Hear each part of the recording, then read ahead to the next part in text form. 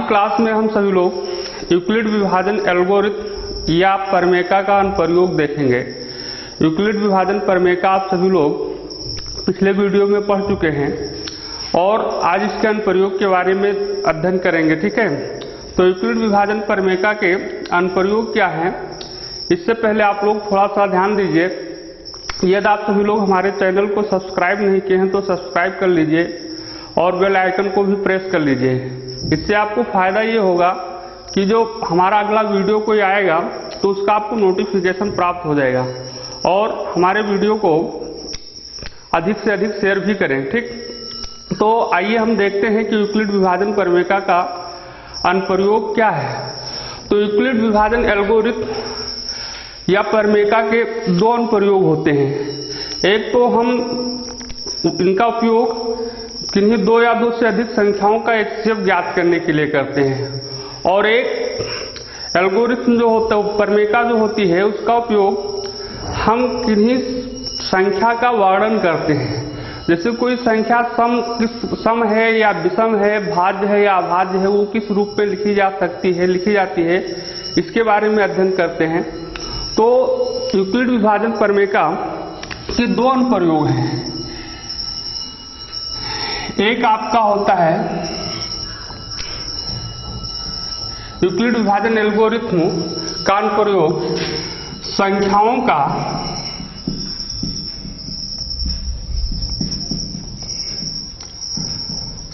का HCF ज्ञात करने में करते हैं।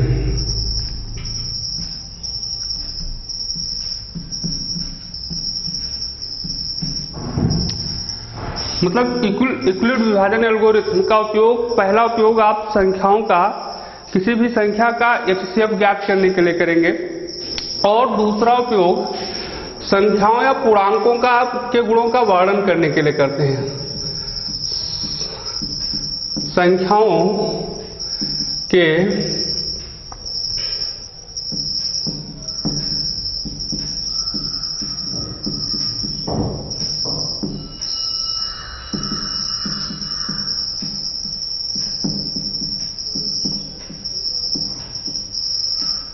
वर्णन। ठीक, तो एक एक गुण पर विचार करेंगे। तो सबसे पहले संख्याओं का HCF हाईएस्ट कॉमन फैक्टर कैसे ज्ञात किया जाता है, इसके बारे में हम आप सबसे पहले सीखेंगे। तो ध्यान दीजिए, जैसे यूक्लिड विभाजन प्रमेयका के बारे में आप सभी लोग पहले से पढ़ चुके, A बराबर BQ प्लस R। ठीक, तो इसकी सहायता से हम HCF कैसे ज्ञात करेंगे ये देखना है मुझे। मान लेते हैं मेरे पास दो पूर्णांक हैं, एक है A1 और एक है B1, और जो दो अद्वितीय पूर्णांक और अन्य होते हैं उनको मैं डिनोट करता हूं Q1 और R1 से। तो एक पूर्णांक ये, एक B, और दूसरा दो अद्वितीय पूर्णांक Q1 और R1 है। तो इनकी सहायता से हम HCF ज्ञात करने के लिए करते क्या है, सबसे पहले A और B, A1 is equal to B1 Q1 plus R1। Euclid विभाजन प्रमेयका का प्रयोग किया गया। यहाँ R1 के बारे में आप लोग जानते हैं, शेषफल है। R1 का मान मतलब शून्य होता है या शून्य से बड़ा, लेकिन भाजक B1 से छोटा ही होगा। तो जब हम यूक्लिड विभाजन दी हुई संख्याओं में लगाएंगे, उसके बाद ये देखेंगे कि R1 का मान 0 आया कि नहीं आया। यदि R1 इज इक्वल टू 0 आ जाता है तो इस स्थिति में जो HCF होगा वो B1 होगा। HCF of A1 and B1 is equal to B1 हो जाएगा। ठीक, मतलब जो जब R1 का मान 0 आ जाता है, शेषफल अगर 0 आ गया, R1 0 आ गया, तो HCF जो इस स्थिति का 0 आने पर जो इस स्थिति में वो भाजक होगा B1, यही आपका HCF हो गया। अगर मान लेते हैं यदि R1 is not equal to 0 नहीं आता है, तो हमें फिर यूक्लिड विभाजन प्रमेयका को आगे बढ़ाना है। तो इस स्थिति में आपका B1 और R1 दो ही पूर्णांक ले जाएंगे। B1 जो भाजक होगा और जो शेषफल बचेगा उसका प्रयोग करके यूक्लिड विभाजन प्रमेयका का प्रयोग करेंगे। फिर लिखेंगे, तो मान लेते हैं तो यहाँ B1 इज इक्वल टू हो जाएगा B1 is equal to B2 Q2 plus R2। ठीक, अब R2 का मान शेषफल है, अगर ये शून्य आ गया, यदि R2 बराबर 0 तो HCF जो होना है हमारा, अगर 0 आता है तब की बात करें, जब ये शून्य आ गया शेषफल तो इस स्थिति में भाजक क्या है B2, तो HCF आपका B2 हो जाएगा। यदि R2 फिर देखते हैं R2 बराबर इस स्थिति में इस बार भी नहीं 0 आया, तब आपको फिर B2 और R2 का प्रयोग करके फिर यूक्लिड विभाजन प्रमेय का यूज करेंगे और B2 इक्वल टू हो जाएगा B3 नया भाजक जो आएगा B3 into Q3 plus R3। अब R3 का मान, यदि R3 इज इक्वल टू 0 आ गया तो HCF अगर 0 आया इस स्थिति में तो आपका HCF क्या हो जाएगा, तब इस स्थिति में आपका HCF होगा B3। अगर मान लेते हैं R3 is not equal to 0, R3 का मान 0 फिर नहीं आया, तो फिर आप B3 और R3 का प्रयोग करके फिर यूक्लिड विभाजन प्रमेय का प्रयोग करेंगे, लिखेंगे तो B3 जो इक्वल टू हो जाएगा B4 into Q4 plus R4। और R4 का मान अगर 0 आता है तो आप जान चुके होंगे कि इस स्थिति में HCF B4 हो जाएगा। अगर शून्य नहीं आता है तो फिर यूक्लिड विभाजन प्रमेय का आगे बढ़ेगी B4 और R4 में, और ये प्रक्रिया यूक्लिड विभाजन प्रमेय का को एल्गोरिथम को आगे तब तक करते रहते हैं, जब तक लिखते रहते हैं इस प्रकार से, जब तक यहाँ पर R का मान मुझे शून्य नहीं प्राप्त हो जाता है। और जब R शून्य हो जाता है तो उस स्थिति का जो भाजक होता है वही दी हुई दो संख्याओं का HCF हो जाता है। ठीक, अब आइए हम कोई उदाहरण लेकर HCF ज्ञात करते हैं। तो देखते हैं, पहला एक एग्जाम्पल जो लिया गया, फर्स्ट एग्जाम्पल आपका जो लिया गया 70 और 40। आपको 70 एंड और 40 का HCF ज्ञात करना है, वो भी यूक्लिड विभाजन प्रमेय का प्रयोग करके। तो इसमें आपको ये पूर्णांक जो होगा यूक्लिड विभाजन प्रमेय का आप जानते हैं, ये बराबर BQ प्लस R। बहुत पहले वीडियो में आप पढ़ चुके हैं। ये भाग जो होता है B भाजक होता है, Q भागफल होता है और R शेषफल होता है। तो इसमें से जो बड़ी संख्या होगी उसको ये और जो छोटी संख्या होगी उसको B। तो 70 इज ग्रेटर देन 40। तो अब आपका ये हो गया 70 और B हो गया 40। अब यूक्लिड विभाजन एल्गोरिथम का प्रयोग कीजिए। यहां लिखेंगे यूक्लिड विभाजन एल्गोरिथम से। तो यूक्लिड विभाजन एल्गोरिथम लिखेंगे तो आप देख रहे हैं ये बराबर BQ प्लस R। तो ये हमने आपको बताया 70 है, तो 70 जो इक्वल टू हो जाएगा 40 इंटू, अब यहाँ आपको ये भाग जो होगा ये भाजक होगा, भागफल ढूंढना है। तो 70 को 40 से भाग करेंगे, भागफल कितना आएगा रफ में कहीं देख सकते हैं, मैं दिखा देता हूँ कैसे। 70 और यहाँ 40, जब 40 को एक मरतबा जाएगा तो 40 हो जाएगा, यहाँ 30 आएगा। तो भाजक जो आया वो भागफल जो आया 1 आएगा। तो 40 और प्लस यहाँ रिमाइंडर लिखा है, रिमाइंडर आपका 30 बच रहा है। ठीक, देख रहे हैं कि R यही है, A बराबर BQ प्लस R यही है 30। तो शेषफल शून्य नहीं आया, इसलिए HCF आपको नहीं पता चला। तो उसके बाद अब आपको फिर देखना है कि हम यूक्लिड विभाजन प्रमेय को आगे बढ़ाना है तो किन दो धन पूर्णांकों में लेकर चलेंगे, 30 और 40। 40 आपका ये होगा और 30 आपका B होगा। तो 40 जो इक्वल टू लिखा जाएगा 30 इंटू, अब 40 को 30 से डिवाइड करोगे तो 1 भागफल आ जाएगा 1 प्लस यहाँ बचेगा कितना 10, क्योंकि 40 में से 30 घट जाएगा तो 10 बचेगा। फिर अभी यहाँ पे r जो है शून्य मुझे नहीं प्राप्त हुआ। अगर शून्य नहीं मिला है तो हम फिर यूक्लिड विभाजन प्रमेय को आगे बढ़ाते हैं। फिर 30 और 10 में लगेगा, तो 30 इक्वल टू लिखा जाएगा 10 इंटू 3, 10 को 3 से 10 को 3 से मल्टीप्लाई करेंगे 30 हो जाएगा, 30 में से 30 घट जाएगा तो यहाँ प्लस शून्य। अब आपका यहाँ इस स्थिति में शून्य आ गया, तो इस स्थिति में शून्य आया।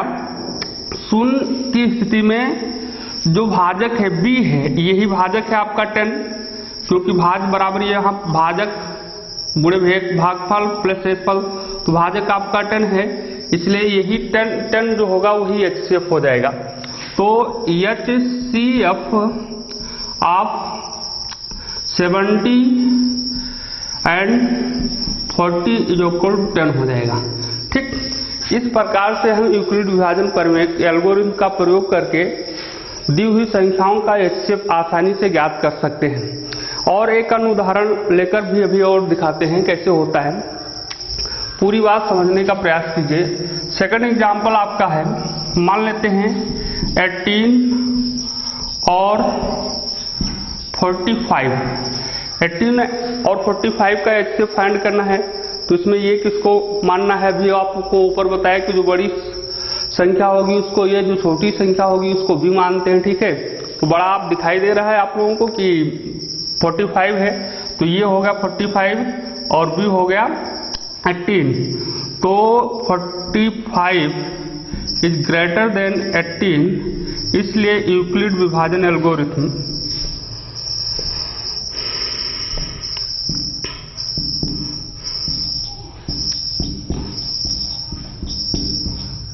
यूक्लिड विभाजन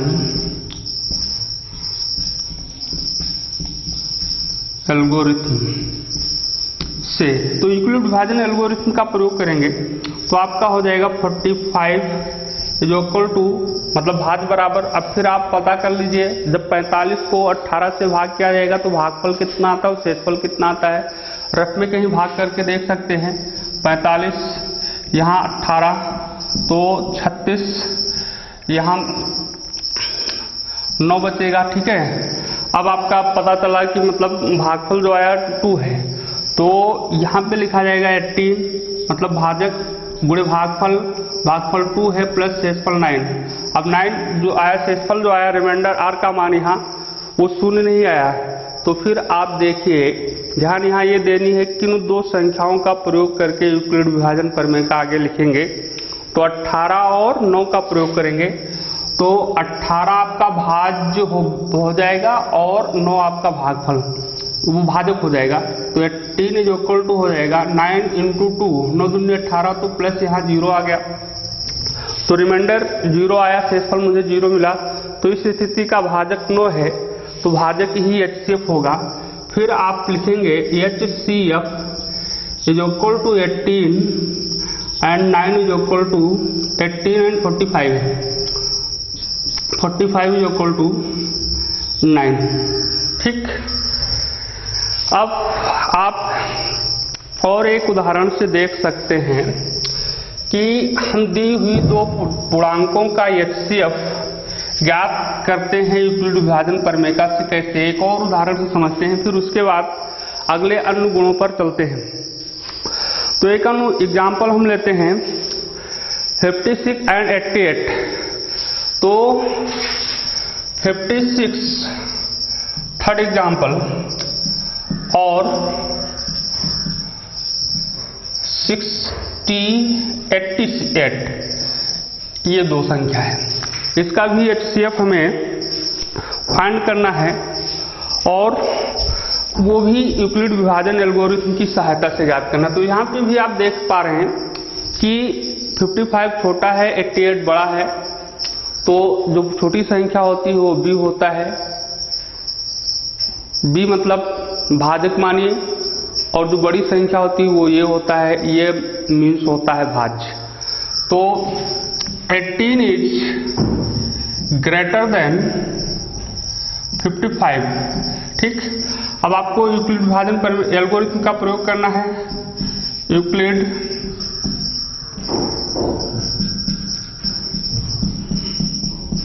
विभाजन एल्गोरिथम। ठीक, तो 18 इज इक्वल टू, जब हम यूक्लिड विभाजन एल्गोरिथम प्रमेय लिखेंगे तो ये बराबर BQ प्लस R के रूप में ही लिखते हैं। ये कई बार हम आपको समझा चुके हैं। तो 18 बराबर हो जाएगा, मतलब ये हो गया बराबर B हमने बताया 55 है, तो 55 इंटू Q चाहिए, Q आपके पास नहीं है, तो 88 को 55 से भाग करके Q निकाल लेते हैं शेष वो भागफल। तो 88 को 55 से जब हम भाग करेंगे एक मरतबा जाएगा तो 55 33 आएगा। ठीक, तो यहाँ भाग वो Q कितना आया इसमें देख रहे हैं, ये आपका पहले से पता था, ये है 55 आपका B है, और ये भागफल जो आता है Q आता होता है, और ये रिमाइंडर होता है। तो इंटू Q 1 प्लस R के प्लस पर 33। इसके बाद मुझे ये देखना होता है बार बार यूक्लिड जब इसका HCF ज्ञात करते हैं कि R का मान 0 आया या नहीं आया, मतलब 0 जब तक नहीं आता तब तक काम चलेगा। तो 0 है, 33 आया, फिर आगे हमें यूक्लिड विभाजन प्रमेय को आगे बढ़ाना है। तो यही ध्यान देना होता है किन दो संख्याओं का प्रयोग करेंगे, एक जो भाजक होगा उस स्थिति का जो भाजक होगा, और दूसरा जो उस स्थिति में शेषफल होगा। तो भाजक 55 है और शेषफल 33 है, तो 55 और 33 में यूक्लिड विभाजन प्रमेय का प्रयोग करेंगे। तो 55 और 33 आपका यहाँ पे भाज्य का के रूप में आएगा और 33 भाजक के रूप में आ जाएगा। तो 55 बराबर लिखा जाएगा 33 इंटू 1, भागफल 1 ही आएगा, प्लस 55 में से 33 घटाओगे तो कितना बचेगा 22। अभी आपका 0 नहीं आया, तो 0 नहीं आया तो फिर आप आगे बढ़ेंगे यूक्लिड विभाजन एल्गोरिथम के साथ।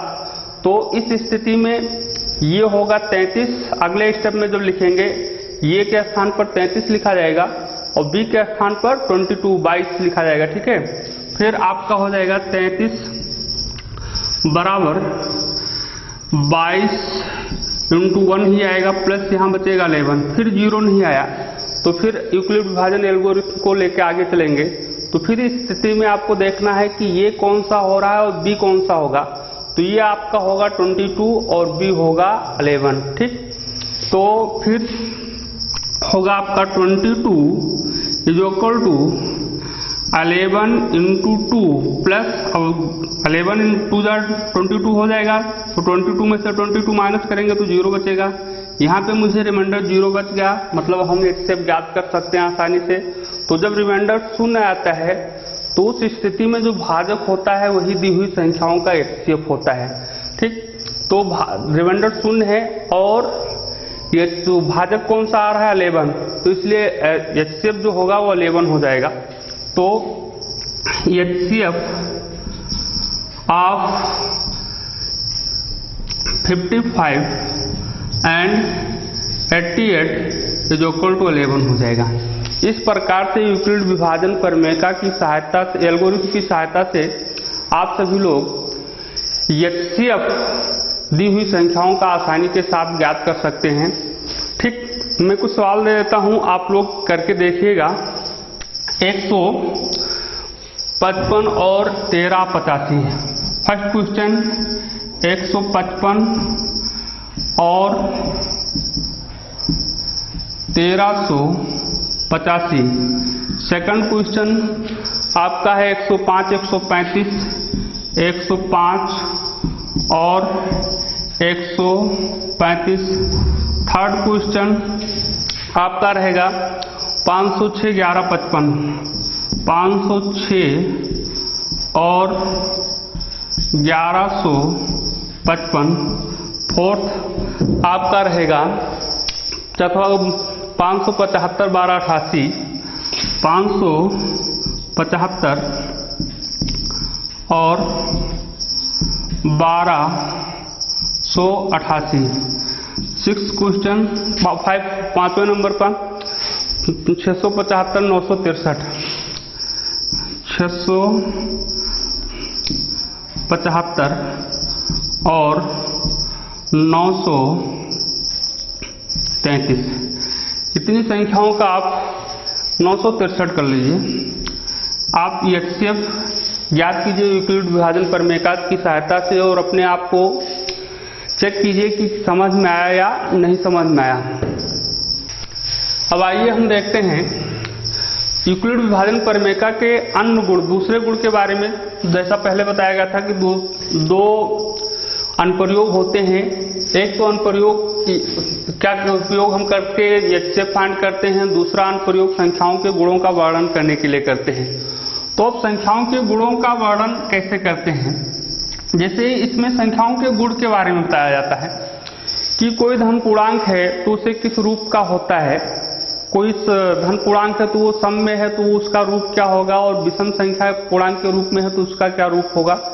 इस प्रकार से हम एक प्रश्न लेते हैं, फिर उसके माध्यम से आपको समझाते हैं यूक्लिड विभाजन प्रमेय का प्रयोग करके। ठीक, प्रश्न आपका ये है कि दिखाइए कोई धन पूर्णांक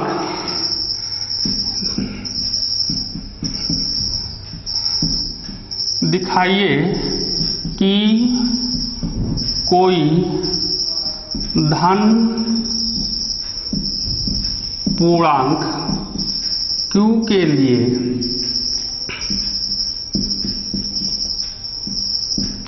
Q के लिए 3Q + 1 3Q + 1 या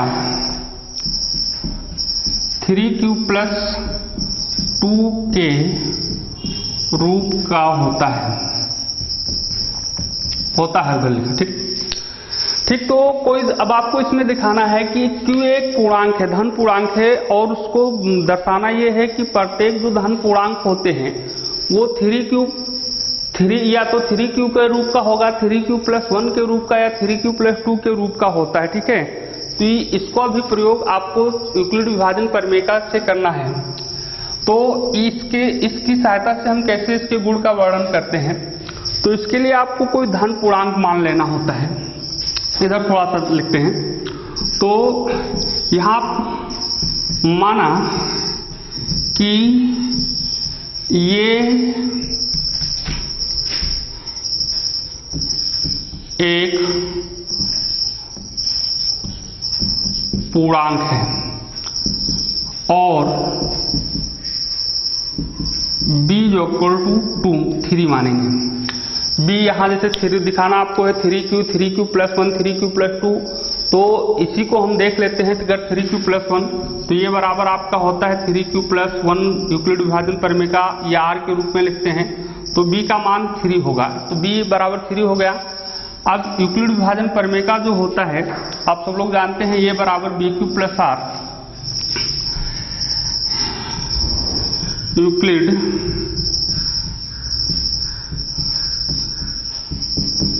विभाजन प्रमेय से। तो यूक्लिड विभाजन प्रमेय आप लोग जानते हो, ये बराबर BQ + R, जहां R = R = 0 R B। मतलब R पहले भी समझाया गया यूक्लिड विभाजन प्रमेय में, जो R होता है वो 0 होता है, 0 से बड़ा होता है, परंतु B से छोटा होता है, भाग B से छोटा होना है। तो यहाँ जो यूक्लिड विभाजन प्रमेय लिखा है B = 3 है, तो B के स्थान पर मुझे B लिख सकते हैं, बाद में रखना पड़ेगा, नहीं तो हम यहाँ 3Q लिख सकते हैं। ये बराबर 3Q + R, क्योंकि B का वैल्यू आप देख रहे हैं B = 3 है। ठीक है, अब आप यहाँ शेषफल देखिए, जब भाजक B का मान 3 है, 3 आप मिल रहा है आपको, और R का मान B से कम ही होना है, तो R बराबर हो क्या हो सकता है, शेषफल क्या हो सकता है, ये हम निर्धारित करेंगे। तो आपको यहाँ से पता है कि R का जो मान होता है वो मतलब 0 हो सकता है, 0 से बड़ा भी हो सकता है, लेकिन B से छोटा होगा।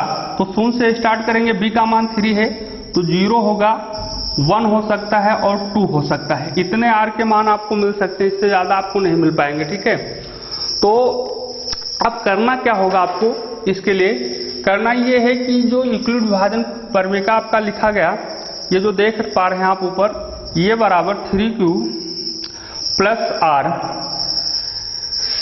ये बराबर 3q प्लस आर जो देख रहे हैं, इसमें आर के स्थान पर पहले वर्ड 0 रखिए, फिर 1 रखिए, फिर 2 रखिए और देखिए क्या संबंध आपको मिल रहा है।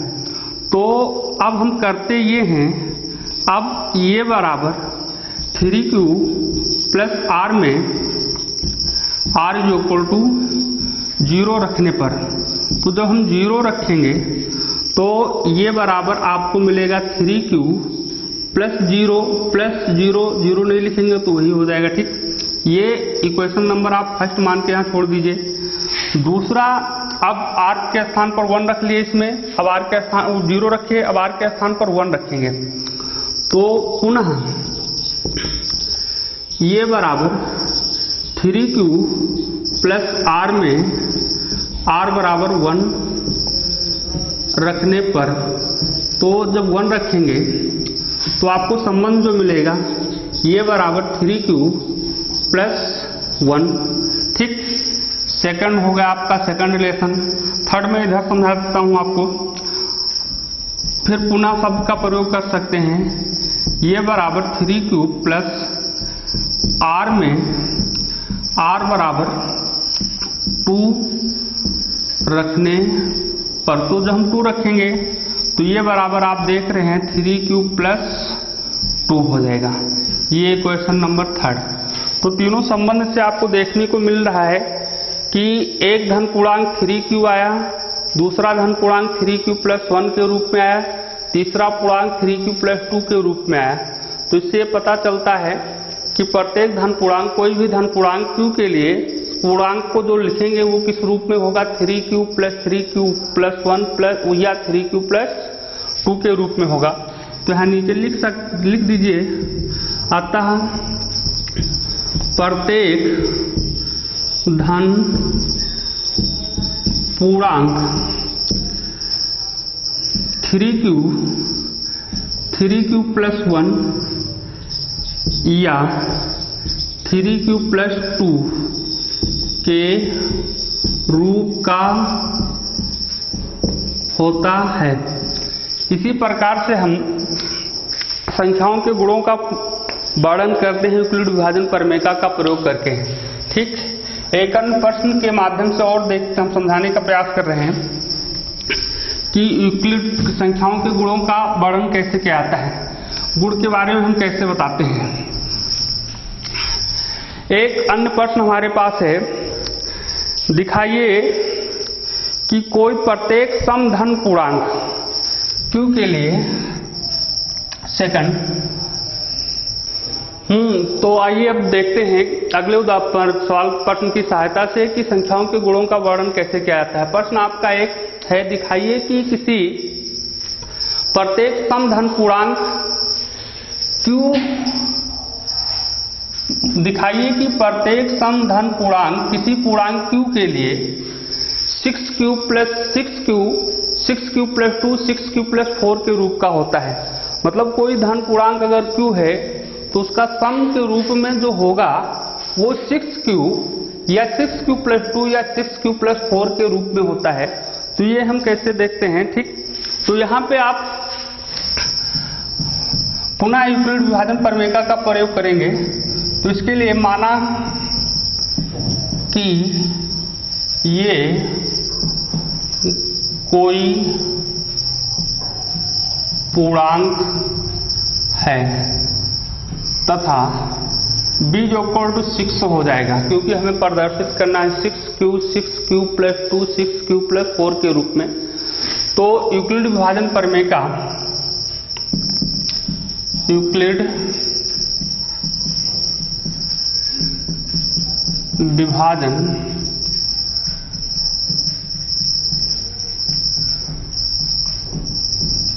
प्रमेय से, तो यूक्लिड विभाजन प्रमेय अगर हम लिखते हैं तो ये बराबर आप जानते हैं BQ प्लस R। तो ये बराबर BQ, B is equal to मैंने 6 मान लिया है, इसलिए हम BQ लिख सकते हैं, न लिखते न चाहें तो 6Q प्लस R लिखेंगे। आप जानते हैं जहां 0 is less than R equal to R is less than B, B का जो मान होता है फिर आपको देखना है, मतलब 0 होता है, 0 से बड़ा होता है लेकिन B से छोटा ही होगा। तो B का वैल्यू यहाँ 6 है, तो r का मान क्या हो सकता है, 0 हो जाएगा, 1 हो जाएगा, 2 हो जाएगा, 3 हो जाएगा, 4 हो जाएगा, 5 हो जाएगा, लेकिन 6 नहीं होगा क्योंकि 6 से छोटा ही होना है। तो r बराबर आपका मिलेगा 0, 1, 2, 3, 4, 5 तक ही हो सकता है। तो जो यूक्लिड विभाजन प्रमेय है ये बराबर 6q प्लस r। अब आपको करना ये है कि r के प्रत्येक मान को एक एक करके, एक बार 0 रखिए r के स्थान पर, फिर 1 रखिए, फिर 2 रखिए, फिर 3 रखिए, फिर 4 रखिए, फिर 5 रखिए, और देखिए कि जो मुझे रिजल्ट प्राप्त हो रहा है वो सम आ रहा है या विषम आ रहा है। और फिर जितने सम और विषम को डिवाइड कर देखने के बाद देखिए सम पूर्णांक किस रूप में प्राप्त हुए। तो हम अब रखते हैं, अब ये बराबर BQ प्लस R में R बराबर 0 रखने पर, तो जब हम R बराबर 0 रखेंगे तो ये बराबर मुझे एक संबंध मिलेगा BQ नहीं 6Q और प्लस 0 रखोगे तो 0 से मतलब नहीं ऐड होगा, नहीं 0 जोड़ोगे तो उतना ही आएगा। तो अब 6Q देख रहे हैं, 6Q आपको पता करना है कि सम है कि विषम है। तो 6Q 2 से डिवाइड हो रहा है, 6Q 2 से पूर्णतः विभाज्य हो जाएगा, इसलिए सम है। तो यहाँ ब्रैकेट में इंडिकेट कर दो जो एक सम है या जो सम पूर्णांक है, सम पूर्णांक है। इसी प्रकार अब आप a बराबर 6Q प्लस R में R के स्थान पर 1 रखेंगे, ठीक। पुनः a बराबर 6Q प्लस R में R बराबर 1 रखने पर, तो R बराबर जब 1 रखते हैं हम तो ये बराबर आपको मिलेगा 6Q प्लस R के प्लस पर 1 पुट कर दिया गया, ठीक। अब ये 6Q प्लस 1 आया। अब फिर आप पता कीजिए, चेक कीजिए कि 6Q प्लस 1 सम पूर्णांक है कि विषम पूर्णांक है। तो 2 से पूर्णतः विभाज्य नहीं होगा, क्योंकि अगर भाग करके देखोगे तो भी नहीं विभाजित हो पाएगा, क्योंकि 2 कॉमन बन नहीं पा रहा है तो पूर्णतः विभाज्य नहीं है। तो 6Q प्लस 1 जो विषम पूर्णांक है, ब्रैकेट में लिख सकते हो, जो विषम पूर्णांक है।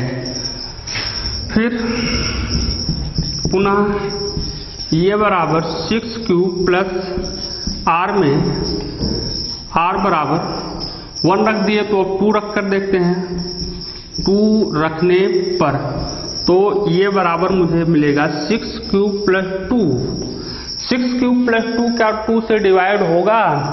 तो 6Q प्लस 2 से डिवाइड है, पूर्णतः विभाज्य है, अपान 2 करते हैं तो हम 2 यहाँ कॉमन ले लिए तो 3Q प्लस 1 बचेगा और ये 2 से पूर्णतः विभाज्य हो जाता है। तो 2 से पूर्णतः विभाज्य होने के कारण 6Q प्लस 2 एक सम पूर्णांक है। तो यहाँ ब्रैकेट में लिखिए, जो एक सम पूर्णांक है, ठीक। फिर पुनः ये बराबर 6Q प्लस R में R बराबर 2 रख चुके हैं, तो अब 3 रखना है।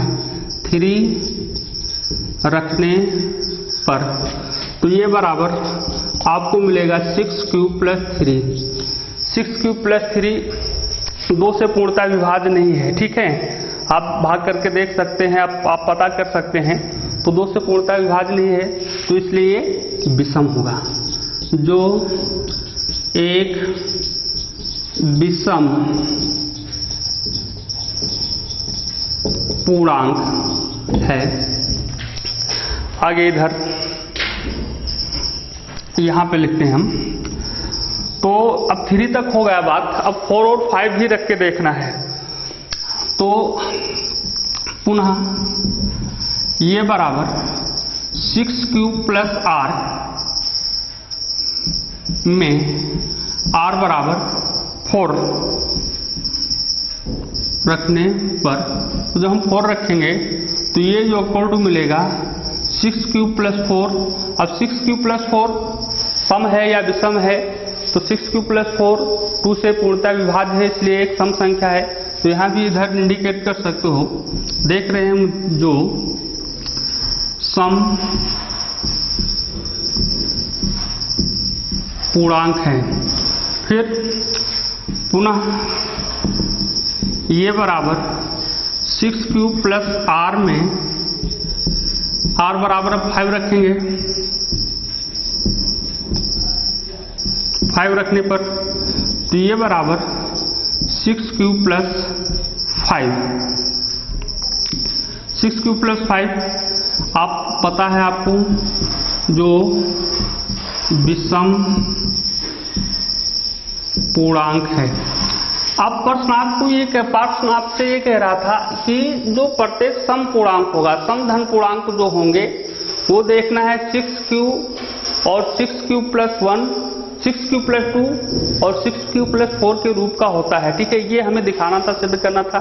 तो जो हमें सम पूर्णांक मिले हैं उनको मैं देखता हूँ इसमें कि 6 क्यूब प्लस 2 और 6 क्यूब प्लस 4 के रूप का है कि अलग रूप में है। तो एक ये मिला था, ये जो इक्वल टू 6 क्यूब, तो 6 क्यूब के रूप का है।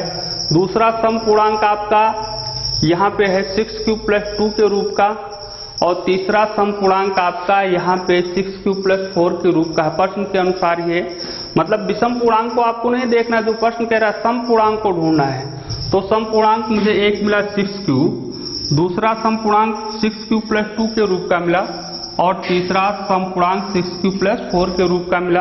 बाकी 6 cube plus 1, 6 cube plus 3, 6 cube plus 5, 2-3 पूर्णांक और मिले, प्राप्त हुए, लेकिन वो विषम है। तो विषम से हमें मतलब नहीं, तो हमें सम को देखना था। तो प्रत्येक सम पूर्णांक 6 क्यूब या 6 क्यूब प्लस 2 या 6 क्यूब प्लस 4 के रूप का होता है। तो नीचे आपको लिख देना है, अतः प्रत्येक सम धन पूर्णांक 6